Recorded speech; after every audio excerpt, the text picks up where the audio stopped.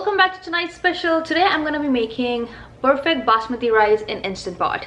It's super easy, very quick. It doesn't take much time, and you don't have to keep standing in the gas stove to look at your rice. Just put it in the Instant Pot and it's gonna be done. So let's get started.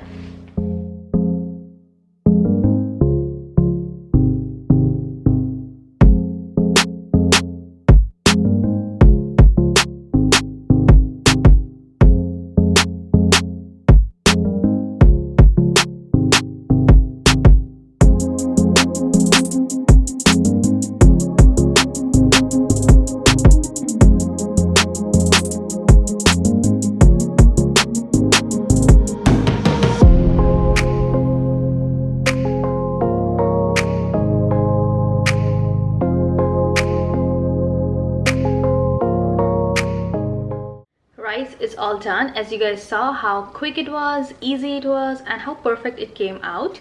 Do give it a try and let me know how you guys liked it, and also don't forget to subscribe, like, and share, and I'll see you guys in my next video. Until then, bye bye.